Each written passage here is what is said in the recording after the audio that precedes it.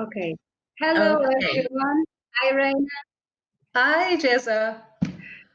So this is our fourth edition of Activists Talk, and I would like to start just apologizing for the delay, but we had some technical issues, which now are already okay. So I think we will not have problems. I hope so. Um, so for today, our topic is about still the global pandemic, but now how it is affecting one of the largest populations in the world. So in India, we have Raina with us from India. I'm going to give her the word so she can introduce herself. Thank you so much to accept our invitation, and Thank it's you. a pleasure for us.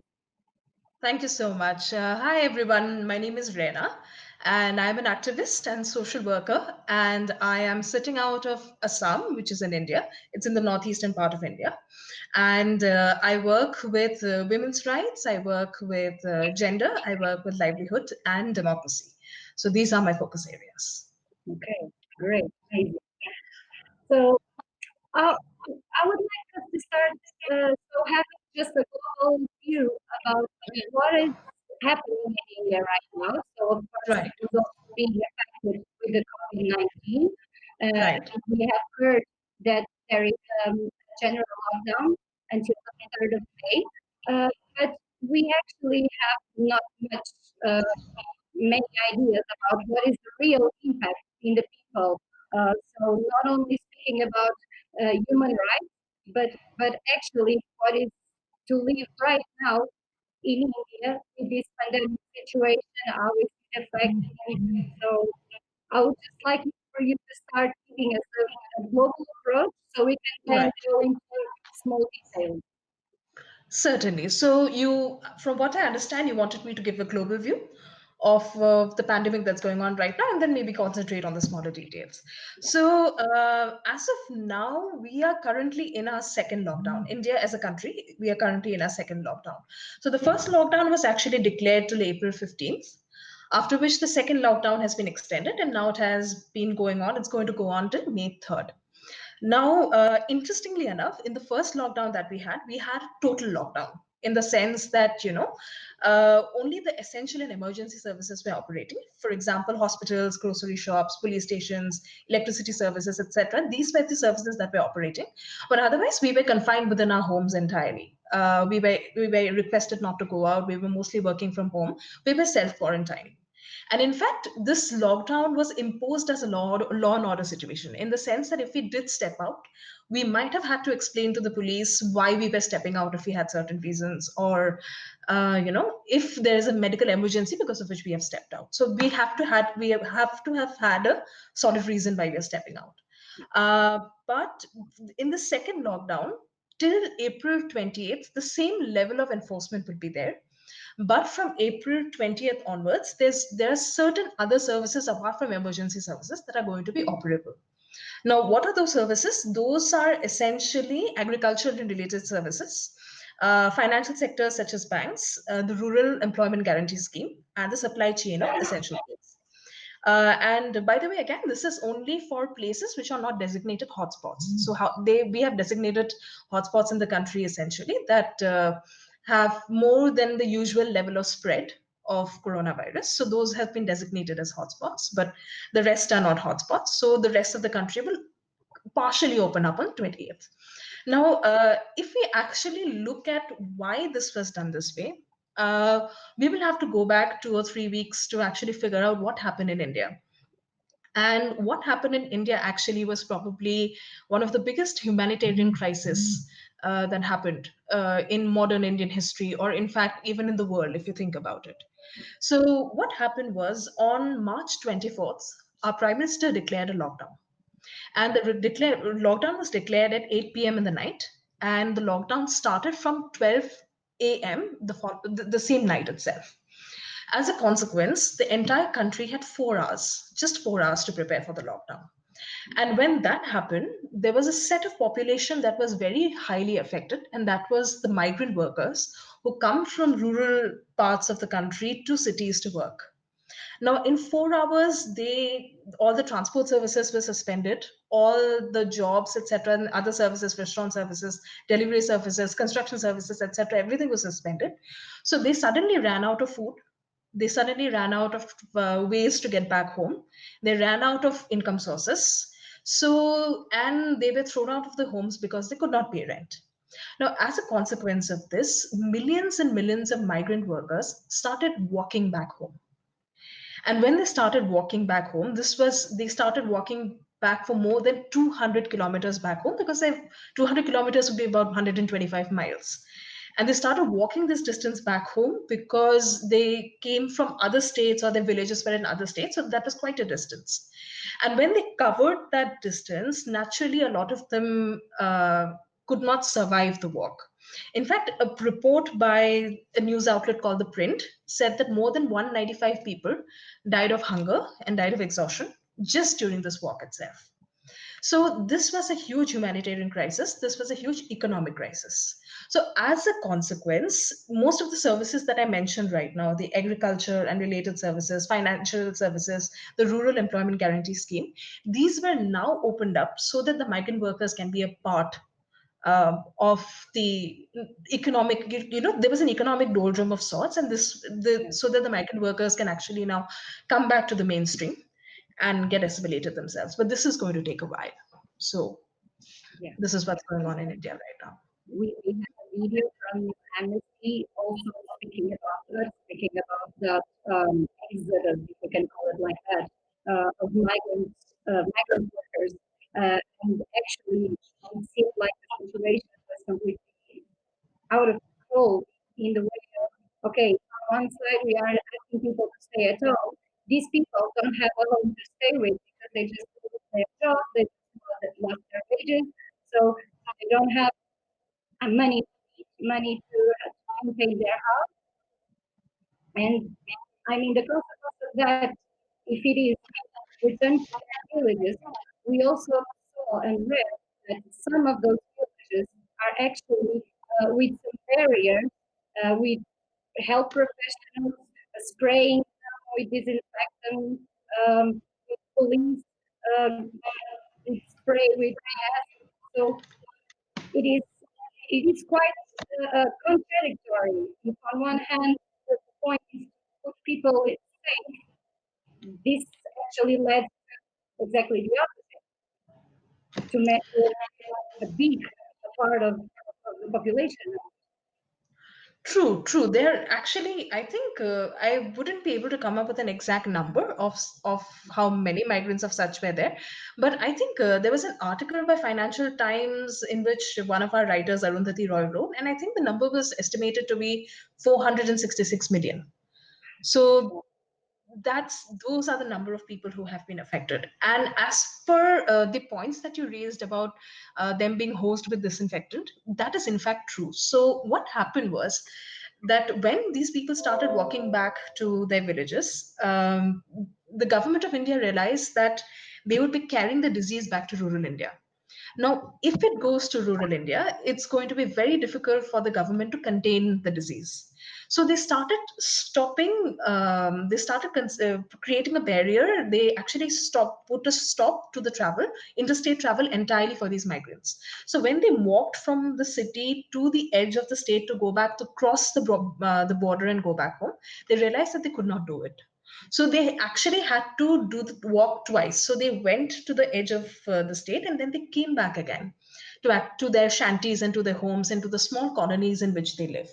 Now, if you think about the small colonies, let me just give you a glimpse of how small colonies in India look like. There are probably five to a room in which people stay, and these rooms are say at most 6 feet by 6 feet, and I'm being generous when I'm actually giving that estimate to you. So in these shanties, thousands of migrant workers live together. So if there is actually an outbreak of disease in these particular colonies, it is going to be very difficult to contain it. And in fact, there has been a spread of the coronavirus in one of the slums in Mumbai. So they are trying to tackle it. They are definitely trying to tackle it. But at the same time, if the spread goes beyond a particular point, the healthcare system of the country might, in the patchy healthcare system of the country, might not be able to actually take care of so many cases coming in from the rural migrants in the cities. So the situation is worse than what actually is broadcasted to the world. I'm so sorry, Jess, I couldn't hear you. Sorry, I think there's a problem with my mic. Are you Can you listening? can you see me still? Are you Yeah, listening to me? yeah. Okay. Sorry, I think there was a problem with my mic. So what you're saying is actually that the situation can be and in fact might be much worse than we can imagine and than what is actually broadcasted to the world. So if I got it correctly, then you're trying to say that the situation is much worse than before. Did I get that right? Yeah. Than Yeah. the reality that we see in the news. So yes, so the thing is that in the news, actually, what happens is there's an onslaught of news that comes when you actually look at social media or when you follow the news entirely, and when you put all of these facts together, they present a very grim picture if you actually think about it. And in fact, because of this particular exodus that took place from the rural areas to the urban areas, sorry, from the urban areas to the rural areas, this was a reverse migration of sorts of the migrant workers. And this reverse migration has been compared by the BBC and Arundhati Roy to the exodus that took place during the partition of India in 1947. So that was the level to which, the difficulty took place when it came to, or the extent to which the difficulty of these migrants can actually be encapsulated in this particular story and in this particular instant. Jesus. Yes. If we look at the numbers, I mean, I have been looking a lot at the numbers in a local way, but if you look at the numbers, the official numbers for COVID-19 cases in India, today we had around 13,000. And So, Jessa, I'm so sorry. I think there seems to be some problem with your audio. The audience is also saying that. yeah, Yeah, okay. yeah. I think it's saying that it's slightly getting difficult to understand you. So maybe you can just. Can you hear me better right now? I guess so. Yes. I'm just gonna take out this. Are you listening? Is it better now? Is it? It is better. It is better. Yeah. I guess. Okay. But we'll have Let's to say see. like And in the course of time, we might have to switch between the two appliances. So yeah. Sorry. yeah. Okay.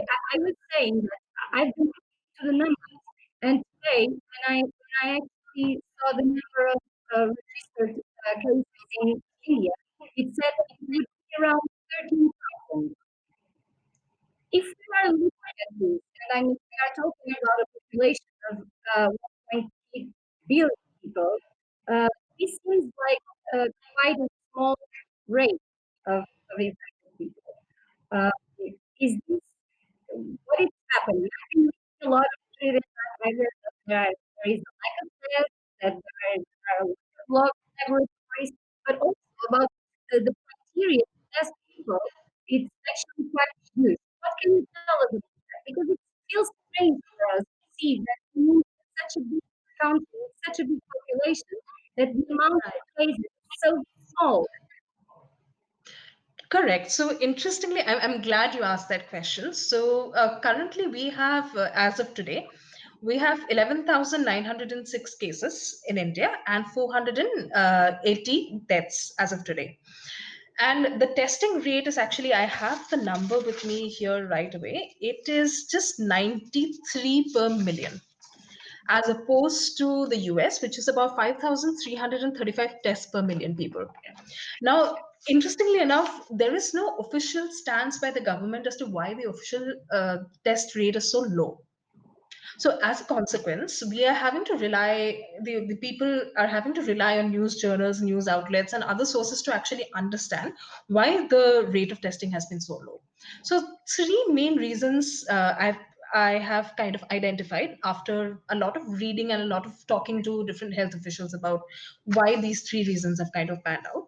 So, number one reason being that even though there are testing kits, there is no lack of testing kits, there are significant number of testing kits in the country, but there are no laboratories to support them. So, as a consequence of that, it has spread out to private laboratories. Now, private laboratories are being roped in to actually do the testing. Now, if one wants to go and do a testing in a private laboratory, it is going to cost you rupees 4,500. Which Now, is about, sorry, Raina, five, so that this is about 45, 50 euros. Yeah, about yes, yes, correct, correct. And to actually compare it to say a figure so that I can give you an estimate. The poverty, if you look at the poverty line in India, for the urban poor, the spending rate per day is rupees 47. So in a month, that would be somewhere around 47 into 3, somewhere around 1500 rupees.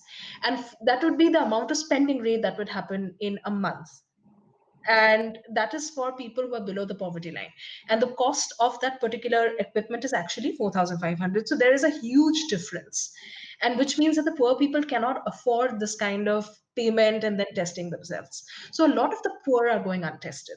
That's the second point. And the third point, so they are having to rely on the healthcare system which is there in the country, but then that healthcare system is very patchy. So they are having to wait, they are having to register, which is again a cumbersome process.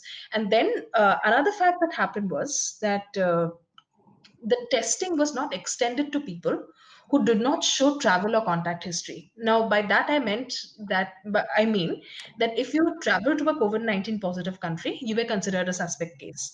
If you did not, if you came into contact with somebody who was COVID-19 positive, you were considered a contact suspect case. But these were the only two cases in which testing was done initially. So this attracted a lot of criticism, so that people with symptoms were not being tested initially, even if the person showed COVID-19 symptoms. So later, due to criticism, when this was relaxed and these people were then started to getting tested, the testing rate shot up. So that again is a figure that we need to consider. And then finally, what we need to consider is the stigma that is attached to testing. So, for example, if I decide that I'm COVID-19 positive today, and I want to actually go and get a testing done, the service provider is going to turn up at my doorstep, completely clothed in the PPE suit. And that would mean that my neighbors would come to know. So, as a result of the stigma, people just do not go ahead with the testing, even if they do show symptoms. So, considering all of these factors, the testing rate in India has been pretty low. yeah. So it's not only a problem of cost nor resources, but also a stigma that is attached to the disease. Yes, there is a stigma attached. So it, apart from all the logistical concerns and the other concerns that are there, there's a stigma attached to it as well. In fact, for the stigma, interestingly enough, and sadly enough, um health workers and medical professionals are being asked to leave their homes by their landlords. They believe that they would be carrying the disease and would be spreading it to people in the vicinity. So that's why they are being asked to leave their homes. And that is indeed a very sad thing. So the The stigma, health professionals, the same ones that are tackling and trying to help with the problem, are also being the target of the same stigma. absolutely, absolutely. And that's a shame. That's indeed a shame.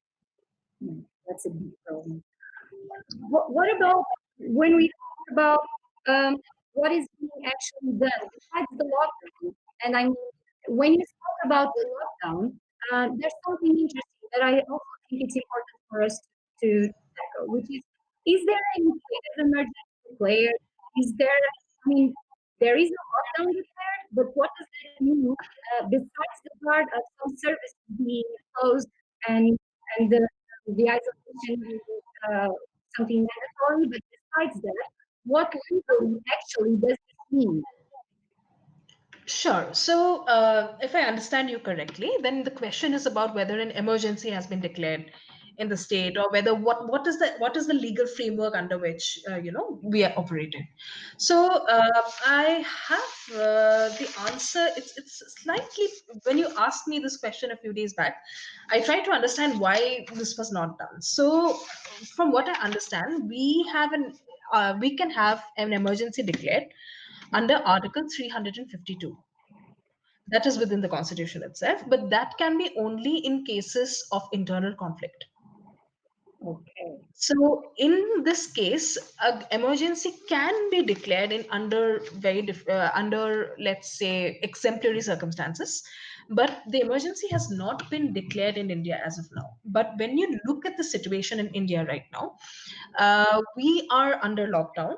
If we step out, then for a lot of people, there is police brutality. Why is there police brutality again?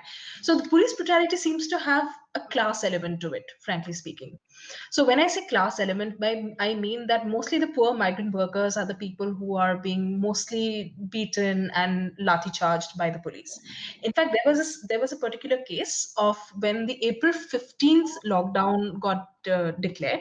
Most of the migrant workers had gathered in close to a railway station in Bandra in Mumbai, because they had thought that the lockdown was over. So they could catch the trains and they could go back home. So suddenly all of them gathered together and then they protested and they were lathi charged.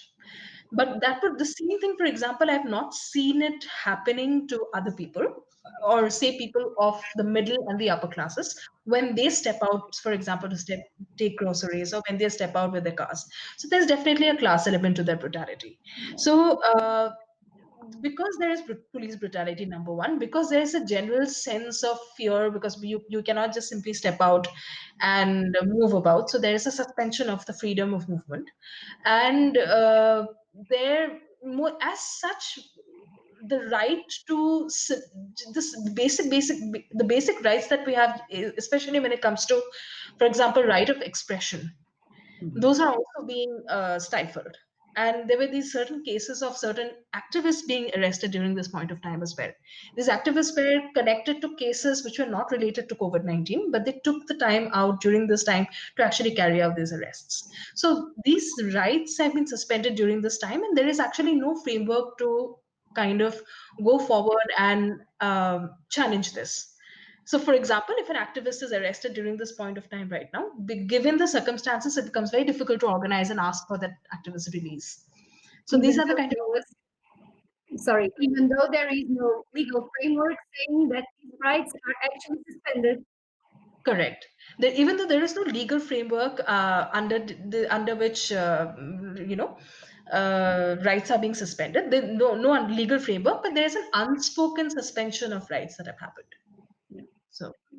Yeah, because when I was looking up for information, I didn't read anything about emergencies, but I read about this something called national disaster. And Right. this national disaster apparently also is some kind of legal framework that I don't know exactly about, but Right. apparently it also releases money to help with the social economic impact. Jezebel, I couldn't hear you. You talked about the national disaster Sorry. plan. Okay. Yeah. What Yes. I read was that despite there is no emergency, there's this state of national disaster, and there is Right. also something that allows government to unblock funds, money to help with the socio-economic impact of this, especially related to homeless people and migrant workers. Is this correct? So you're right, actually. So the thing is, there is a Prime Minister National Relief Fund, and that is actually supposed to be released for situations like this when there is a national disaster. Now, this has been considered a national disaster, by the way. On March 14th, the government put out a tweet saying that this is part of a national disaster. I mean, what is going on right now? So, no, but again, on March 13, they were saying that it was not a national emergency. On March 14, they suddenly did a U-turn and they said that, okay, now this is part of a national disaster. Now, from this fund, there are about 3,800 crores in that fund, which is the Prime Minister's National Relief Fund.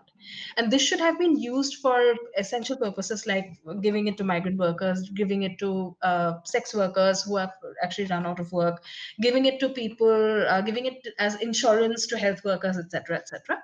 But this money was not used.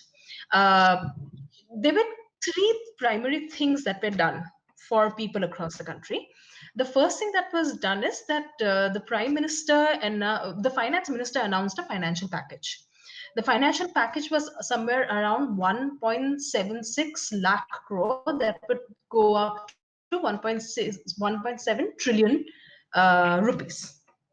Now, that was the package that was announced. But if you, this was actually given to economists for consideration, they realized that the package is very low.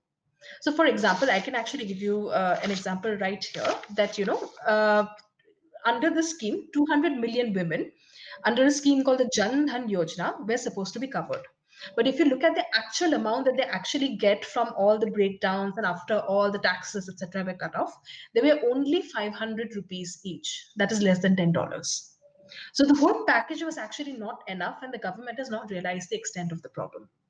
So that was the first tranche that needed to be used, but either has not been used effectively or has not reached the required people, or has been or the amounts have been very pitifully very low. The second factor that comes into the second fund that comes into being are the state disaster funds. Now, what states do is that they collect 1 to 2% of cess on workers' welfare.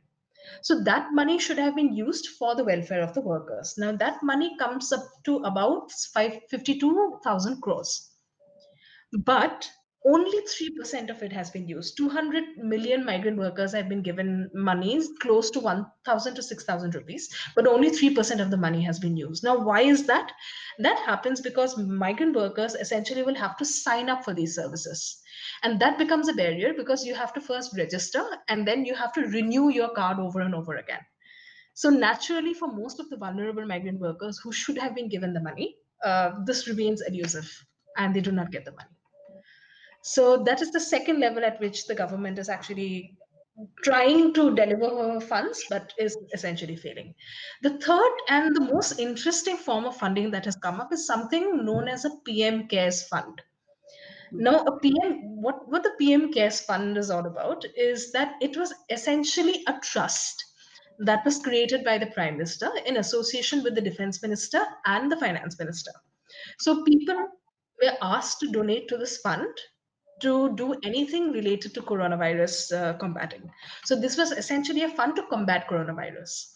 So people donated to it, and different figures came out from different news outlets as to what was the amount of money raised. In fact, the Print, which is again an online news journal, said that in the first week itself, 6,500 crores of money was raised.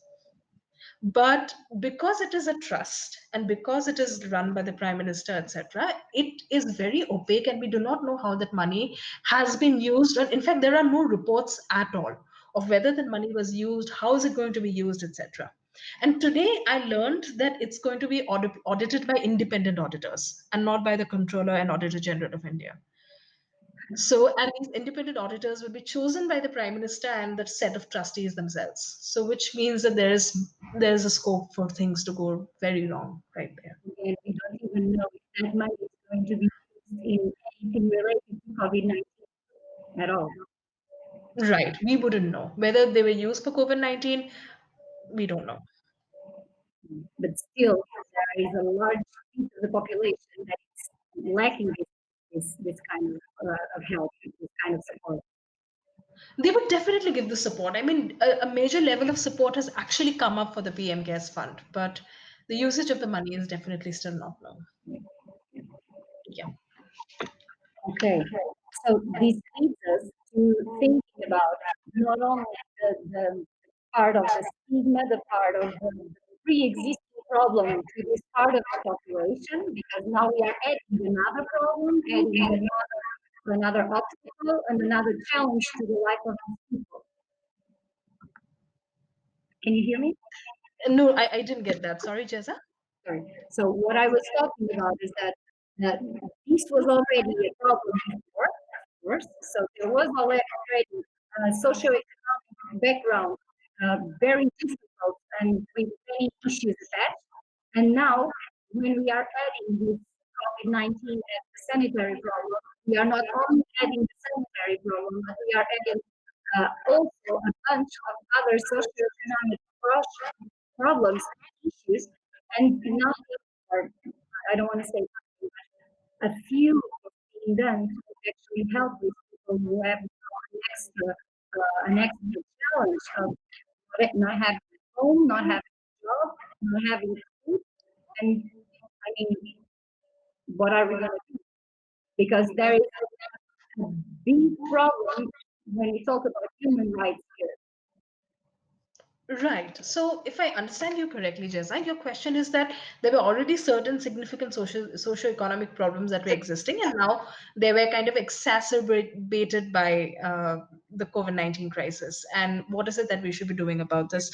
In fact, let me just take your attention to two of the aspects that I wanted to draw your attention to when you talk about socio-economic issues in India. And one has been the sudden rise of Islamophobia in India due to the COVID-19 crisis. So, what happened was there was this religious congregation that happened in Delhi, which is called the Tablighi Jamaat.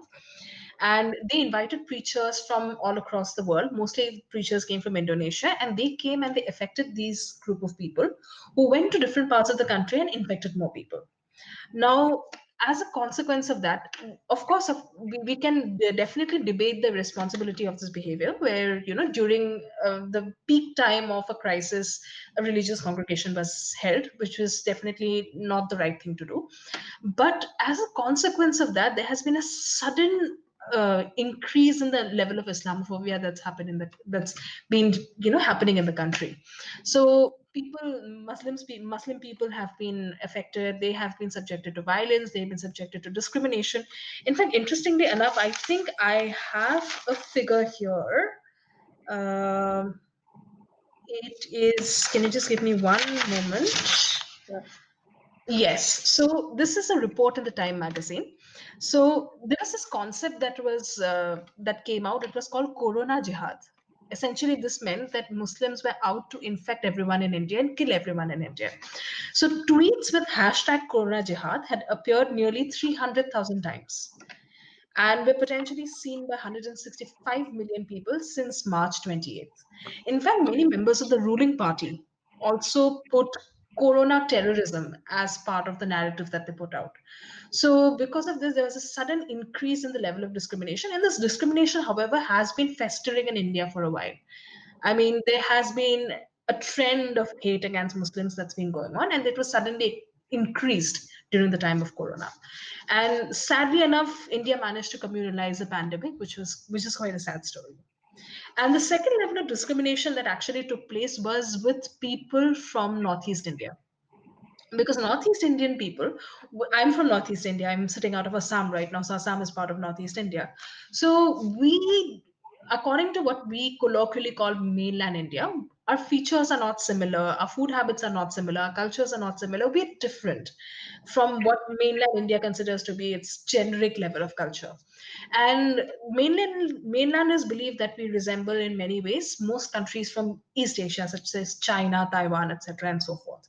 So now that this virus has originated from China, there have been suspicions raised about Northeasterns being in other part of India as to being Chinese. So they would suddenly be confronted and taken for testing, and they would be taken to the hospitals and they would be forced to undergo the testing procedures, etc., or they would be thrown out of the home saying that you cannot live here because you're from China, etc. So this is the kind of discrimination that Northeast Indians are also facing because of the way we look, because of the way we because of the way we are. Now, as a consequence of this, interestingly enough, I have been reading about anti-racism laws in the country, and there is actually no anti-racism law in the Indian law system. I Seriously. mean, yes, we do not have we do not have a specific law that actually talks about tackling racism in the country. But I'm So, wondering, is one of the countries that signed up to the Human Rights Convention. Right. So they did sign the UN Convention against racism, by the way, but there is no law that actually explicitly says anything about racism. So what happened was after a spate of violence started against northeastern Indians a few years back, they set up a committee called the Base Barua Committee, and the Base Barua Committee wanted to actually come up with a few laws outlining racism, but it's been on halt ever since. And so we do not have a law to tackle this. So that's why most of the perpetrators actually get away, because some of the lesser stringent laws and the lesser stringent cases get applied to them, and they just manage to uh, get away with it. Yeah. Yeah. So the situation is quite, I don't even have magic to tell it, but it's quite dangerous than here. And I mean, actually, I was just looking out my notes to see if there's we talked about also regarding discrimination. We talked about people being proud of their houses. So we talk about the migrants, the problem with the migrants, but I remember there are also other parts of the society that are also being putting away, I mean, being uh, being um, sorry, being put out of their houses. Can you tell us a little bit Yes. more about that as So when it comes to being asked to leave houses, there are primarily three of them. One is, of course, migrant workers because they cannot afford rent. well? One is unfortunately medical doctors that I talked to you about. They were essentially thought of being carrying the virus, so they were asked to leave the houses. And the third is northeastern Indians because of the reasons that I just said. Now, other other groups have also been affected by the virus in other socioeconomic ways than I just mentioned. So, for example, there's been a sudden increase in the level of domestic violence against women. So, most of the child helplines and the domestic violence have suddenly seen an increased number of calls coming from people as a case for help. And when I say migrant workers, I am trying to homogenize a huge population, which I shouldn't be doing actually. There are sex workers under migrant workers, there are delivery workers under migrant workers, there are construction workers under migrant workers. So as different industries come into being and as these different industries assimilate these group of people into their workings and the economic rundowns, in that case we would be able to see how differently different migrant workers are working. So 466 migrant workers is a huge heterogeneous population of many different kinds of workers coming in together. I hope that answers your question. Yeah, definitely. Okay. Raina, well, we are a little bit over the half an hour that we thought about for this conversation, but I still would like to ask you, as a citizen, how do you feel right now with all this situation happening? Do you feel safe? Do you feel, because we are talking a lot of human rights um, issues, we are talking about the impact that it's having in most of the population in India. I would like to ask you, as a, well, a little bit more personal, as a citizen, how are you dealing, how are you managing, and how do you feel within this whole situation? Sure. So, if I understand your question correctly, you are asking if I feel safe and how is it working for human rights workers right now. So, um, that I will answer this question this way. I am a social worker. I belong to, say, the lower middle class strata in the country. So far we are safe in the sense that we just need to step out for groceries. We go out, we buy food to eat, we come back, etc. When I say that we do not feel safe, for example, tomorrow if I have a medical emergency, I'm not sure how am I going to navigate the entire monstrosity of suspension of freedoms that's out there. That is the kind of fear that I have as an individual, and as a human rights worker, I have certain other concerns. Now, unfortunately, there has been a crackdown on human rights workers and activists in the country. And because of those certain crackdowns, the freedom of speech and the freedom of expression has been corroded. And which is the reason I sometimes feel scared for myself and for other fellow human rights activists to express themselves openly or to actually take a stance which is criticizing the government. So hence that has continued till now. I mean, even if there is for example, if I take a stance which is criticizing the government, hundreds of trolls would descend upon me if I do it on social media, saying, giving different kinds of arguments as to why that is not valid, and it becomes very de-affirming to actually be part of something like that. So that's the truth. I can imagine. I can imagine. Okay, I have a question here. I'm gonna try Yes. to put it on the screen. Right. I think you can see it now. So Sophia is asking, is there any kind of discourse from the government to protect health workers from being evicted from their homes or protection when this happens? Unfortunately, no. I mean, the what the government is doing is spelling it out, saying that please do not do this to healthcare workers. But the government is not providing them relief, or the government is not providing them shelter homes, etc., when they are being evicted from their homes. So this has become a problem that the doctors are dealing with it completely by themselves. So unfortunately, I mean, it's a very short answer. The answer is no. Yeah, thank you very much. Yeah. Yeah. Well, I don't know if we have more questions. Let me just, I haven't actually finished attention to this. Yeah. Mm, well, no, at least not until now. If someone would like to add more something, now it's the time. Raina, is there something else you would like to add? Because for me, I got the image, I got the global idea about what's happening. Is there something else Uh-huh. important for us to get the food or to something that's actually very important that we didn't cover? So there's something that I would like to talk about. It is just to give you an overview about the patchy healthcare system that we have in India. So we have something called primary health centers in rural India, and we have something called community health centers in rural India. So primary health centers are essentially clinics which are run by single physicians, and then we have community health centers which are community, which is many doctors come together in the communities and they tend to communities.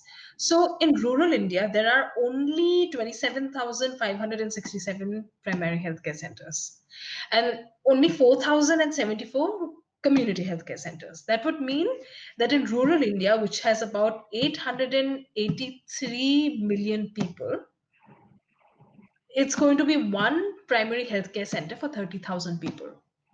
So if there is a sudden, and there is also data on the number of beds, which is like very low. There's like 0.55 beds per thousand population. So if there is a coronavirus outbreak, then the healthcare system might not actually be able to sustain them. Yeah. I read somewhere that the investment in the health sector is actually quite low in India. It's just about 1% of the GDP, and Right. we spoke also about the lack of laboratories. So it's not just a matter of fast test, but it's also a lack of human resources, a lack of laboratories to take care of it. And now you're telling me there is also a lack of health centers to cope with the issue when it comes to the bigger. Right. So because there is not enough spending, and also because we as a country have been historically not we've historically not had a good healthcare system, and it is a difficult problem to fix also. Like no matter which government comes in, it has been always a difficult problem. People have died due to lack of access to healthcare. So it is a major problem, and if spending is increased, maybe that is one way of solving it. Or maybe if the present system becomes more accessible to people, that is another way of solving it. So I guess it remains to be seen what can be done to expand the level of healthcare in the country. Yeah, but definitely something to be done. Something to be seen. Correct. Something to be planned. So, Okay. If we don't have any more questions, I think we can close our conversation. Uh, I would like to say I'm really sorry about the sound issues, about the sound problems. I hope that you could all have an idea about the conversation. Um, Rain, thank you so much again for accepting our invitation. I think it was extremely helpful and extremely important to have the view of such a country. So I really appreciate, in the name of course, all the group. thank you Um, so much. It I was a hope pleasure. we can keep cooperating in the future with any other situation. And if something from us, you know. All right. Thank you. And it was amazing. It was a great experience. Thank you so much. Thank you, Thank you. everyone.